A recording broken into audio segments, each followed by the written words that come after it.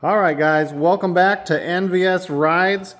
We are on the wagon. I know this guy hogged a little bit of time from us, but I think it was well worth it.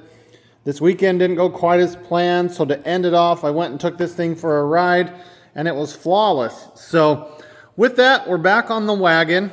I was able to get it up on the lift and kind of hit the bolts, make sure everything's tight. We'll show you underneath it. It's very impressive, but all the same, very confusing under there because it's got a shiny paint underneath it, which makes you think oil is everywhere when in reality oil's not everywhere.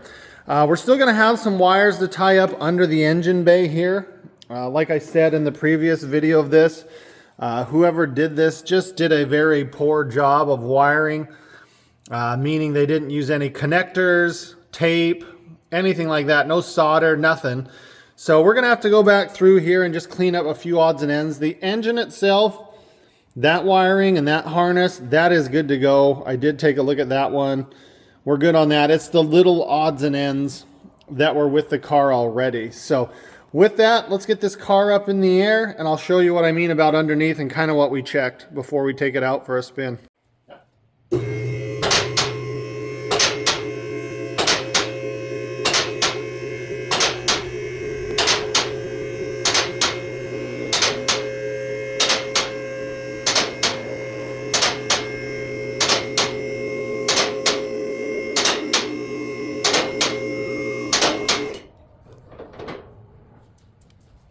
All right, guys, we are underneath the car here. Let me kind of show you what we're working with. We've got some nice glossy paint here, which is very deceiving because I go like that thinking it's oil, but my fingers come out clean. One thing I want to point out, and hopefully it's not too much light, nice disc brakes all the way around. I think we're going to be due for some shocks, but we came down, we put sockets, wrenches on all this stuff, and it's all really tight. So it's like whoever did the upper part of the car and the wiring for the engine and just the basic wiring is a whole nother person than whoever touched the bottom of this car, because everything down here is really tight and looks really good. I mean, look at those brakes. I think that's amazing. One thing we could maybe do is throw some new springs in. I'm sure these are tired. I was trying to look up there. They look older, but they got some paint on them. We got a little bit of sludgy buildup here, which is, you know, not terrible if that's the worst. But I mean, I saw the pan, I'm like, oh, great. It's clean. We run from a log style manifold down to this pipe. Same thing over here. And then from there, it goes back out to two unknown brand mufflers that will need to be replaced for something a little more free-flowing probably. And then you run all the way out the back here. Here's where your feet would go.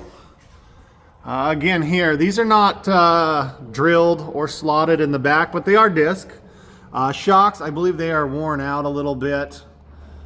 Funny thing about this is you see right here, they got rid of the parking brake on both sides. So no parking brake, but they just left all that stuff there, which is just very interesting. It's, again, you can see it over here. So we will work to remove that and go from there. But we put some wrenches on everything and it all feels really, really good.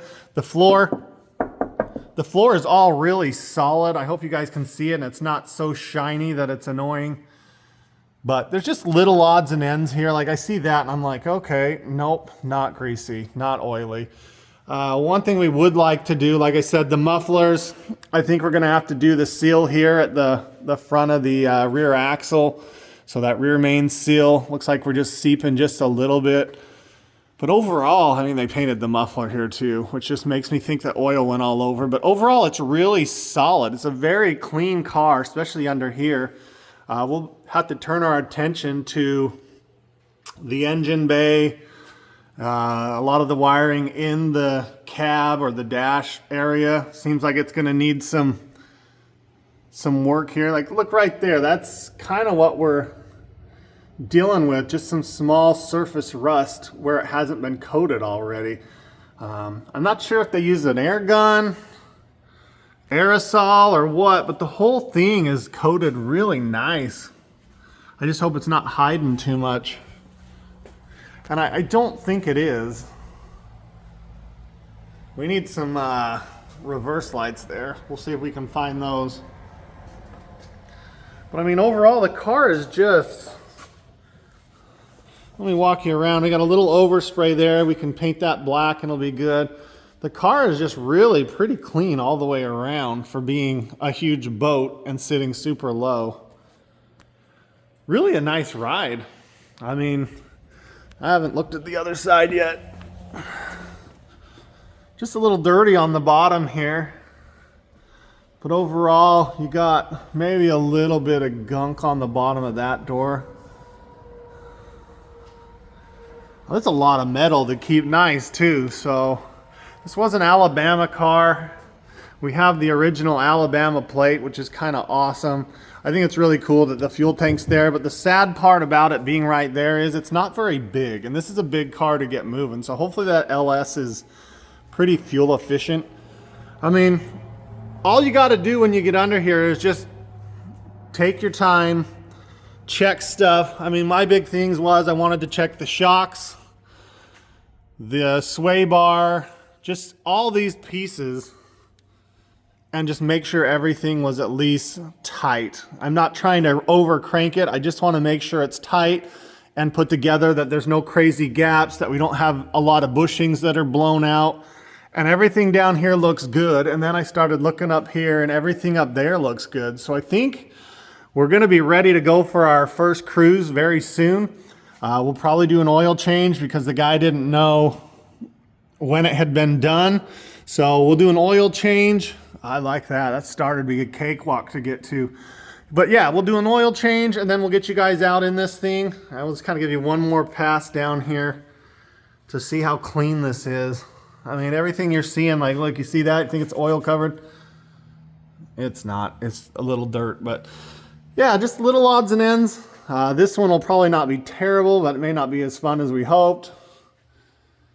And see, this got me at first too. I'm like, oh man, we got back here, but there's just nothing. So with that, I mean, check these, check those. Just put a wrench on stuff and make sure you can tighten it.